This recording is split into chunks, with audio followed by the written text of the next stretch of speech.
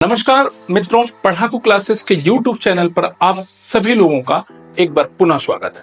आज हम चर्चा करने वाले हैं RO री एग्जाम के बारे में। बच्चों के मन में बहुत डाउट होता है कि एग्जाम का पैटर्न क्या होगा और एग्जाम में किस टॉपिक से ज्यादा क्वेश्चन होंगे। जैसे बच्चों का होता है कि कभी हिस्ट्री से, कोई कहता है हिस्ट्री ज्यादा पढ़ लो, मॉडर्न हिस्ट्री उसमें पढ़ लो, ज्योग्राफी पढ़ लो, कुछ कहते हैं पॉलिटी पढ़ लो, कुछ कहते हैं करंट अफेयर। इन सभी डाउट्स को आज हम क्लियर करने वाले हैं कि आपको पढ़ना क्या है और क्या चीजें नहीं पढ़नी है। सबसे इंपॉर्टेंट चीज आपको पढ़नी क्या नहीं है, उन सभी की हम चर्चा करने वाले हैं।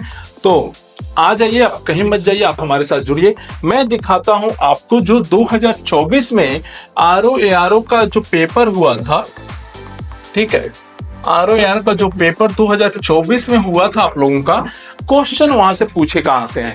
देखिए, यदि हम हिस्ट्री की बात करें, यानी इतिहास की यदि बात करते हैं, तो देखिए प्राचीन इतिहास में क्वेश्चन कहां से पूछा। ये हम बातें नहीं कर रहे हैं, जो आपके PYQ दिया गया, जो क्वेश्चन आपके 2024 में पूछे गए हैं, उसी के अकॉर्डिंग आपको यहाँ पे बताया जा रहा है। यदि प्राचीन इतिहास की बात करें तो देखेंगे कि प्राचीन इतिहास से केवल और केवल एक क्वेश्चन, यानी एंशिएंट हिस्ट्री से एक क्वेश्चन पूछा है। मध्यकालीन भारत की बात करें, मध्यकालीन इतिहास की बात करें, तो वहां से आपके 6 क्वेश्चन पूछा है। और मॉडर्न हिस्ट्री यानी आधुनिक इतिहास से देखेंगे तो 16 क्वेश्चन पूछा है। तो काउंट करेंगे तो आप देखिए 1 6 1 7 और 7 6 13, यानी टोटल आपके जो प्रश्न है यहां से 23 प्रश्न आपके इतिहास से पूछे। इतिहास से कितने प्रश्न पूछे गए? 23 प्रश्न। अब बताइए, आपको पता है RO का जो एग्जाम होता है, एग्जाम में आपके 2 शिफ्ट में पहले पेपर होते थे, ठीक है। तो 2 शिफ्ट में पेपर और 200 क्वेश्चन यहां पर पूछे जाते थे, 200 क्वेश्चन, जिसमें से आप देखेंगे इसको कि 140 क्वेश्चन आपके GS से होते थे और 60 क्वेश्चन आपके हिंदी से पूछे जाते थे, ठीक है। यही पैटर्न था RO का। अब जिसमें 140 में से तो आपके 23 प्रश्न हो गए किसके? हिस्ट्री के। वहीं यदि हम पॉलिटी की बात करें, यानी संविधान की बात करते हैं, तो संविधान से आपके 9 प्रश्न पूछे गए हैं। फिर आपके इकोनॉमिक यानी अर्थव्यवस्था की बात करें तो वहां से 14 प्रश्न आपके पूछे गए। अभी तक के जो भी आप PYQ उठा के देखेंगे, RO का जो भी आपको PYQ उठा के देखना है देख लीजिएगा, वहां पे इकोनॉमिक का वेटेज कम था, लेकिन 2014 के पेपर में उन्होंने क्या किया? इकोनॉमिक का वेटेज बढ़ा दिया। फिर हम बात करते हैं उत्तर प्रदेश। उत्तर प्रदेश स्पेशल जो आता है, यानी उत्तर प्रदेश की हिस्ट्री क्या है, उत्तर प्रदेश का कल्चर क्या है, इसकी ज्योग्राफिक जो चीजें हैं और क्या है, यहाँ पे एग्रीकल्चर क्या है, मिनरल्स क्या है, ये सारी चीजें यानी उत्तर प्रदेश से मिला करके देखा जाए ओवरऑल, तो आपके 9 प्रश्न आपके कहां से? उत्तर प्रदेश स्पेशल से पूछे जाएंगे। तो आप इन सभी चीजों की तुलना अभी हम लास्ट अंतिम में करेंगे और देखिए और क्या प्रश्न पूछे गए। यदि हम जनरल साइंस यानी सामान्य विज्ञान की बात करते हैं, जिसमें आप देखेंगे सामान्य विज्ञान की बात करते हैं, तो वहां पे आपके जनरल साइंस यानी आपका चाहे फिजिक्स हो, केमिस्ट्री हो, बायो हो, साइंस एंड टेक हो, यानी 4 पार्ट आपके जनरल साइंस से आ जाते हैं। जिसमें भौतिक विज्ञान यानी फिजिक्स की बात करें तो फिजिक्स से आप देखेंगे 3 प्रश्न आपके पूछे गए हैं। उसी तरह केमिस्ट्री की बात करें, केमिस्ट्री में भी 3 क्वेश्चन। जीव विज्ञान के 2 पार्ट आ जाते हैं। आपको पता है जो साइंस जिसका बैकग्राउंड होगा, एक आपका जूलॉजी होता है और एक आपका बॉटनी होता है, ठीक है। तो इन दोनों पार्ट को मिलाकर के 5 क्वेश्चन आपके यहां से पूछ लिया गया और साइंस और टेक से आपके 4 क्वेश्चन यहां से पूछा गया।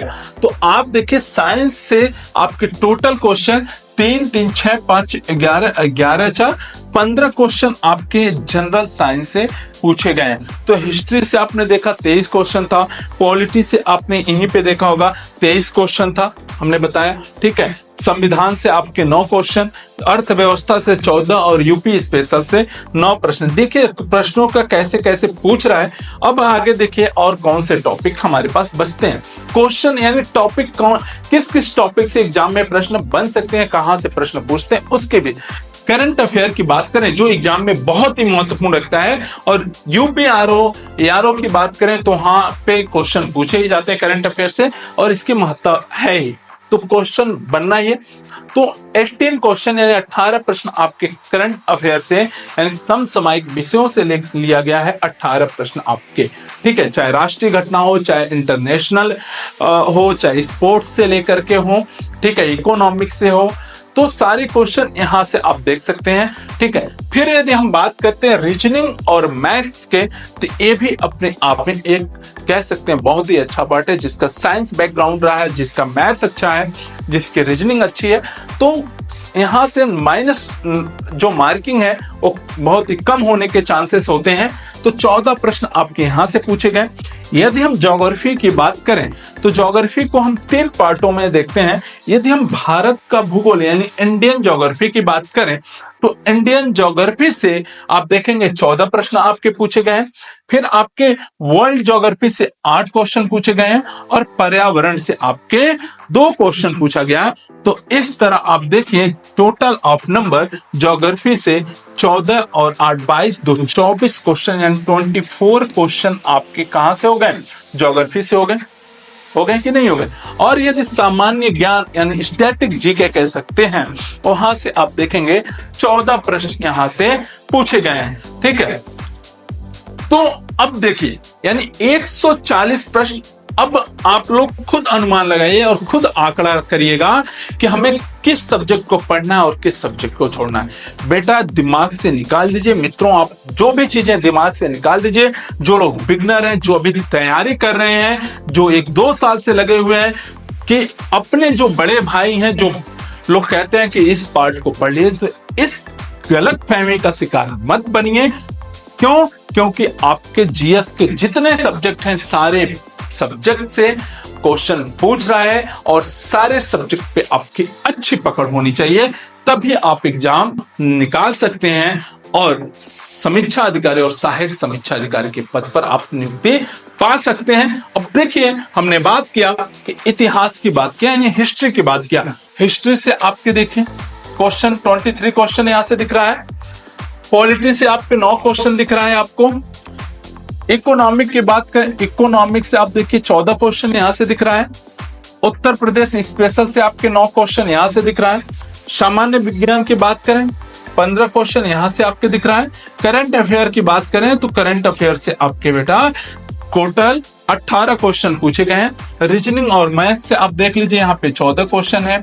ज्योग्राफी से आपके टोटल 24 क्वेश्चन है। सामान्य ज्ञान की बात करें तो यहां से 14 क्वेश्चन आपके पूछे गए हैं।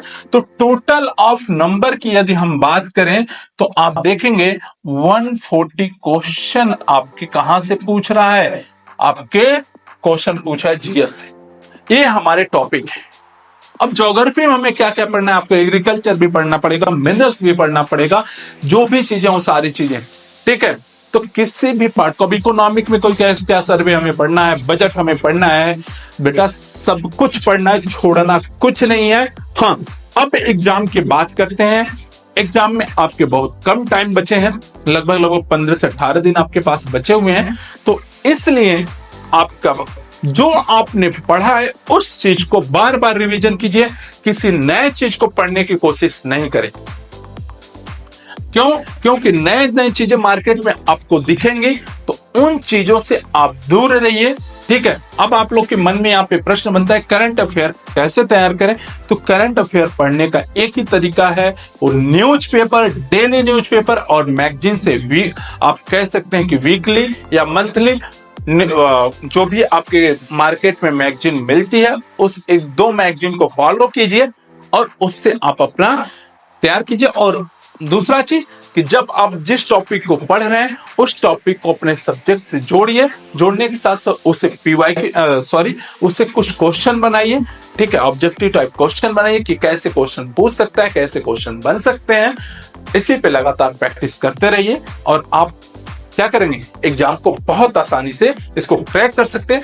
अब हम इसे आरओ में दूसरे पार्ट की तरफ बढ़ते हैं और जो बहुत ही महत्वपूर्ण है वो है आपका हिंदी। और हिंदी की बात करते हैं कि ऐसा माना जाता है कि हिंदी भाषा जो है हिंदी की बिंदी भी बोलती है, तो यह अपने आप में बहुत ही महत्वपूर्ण है।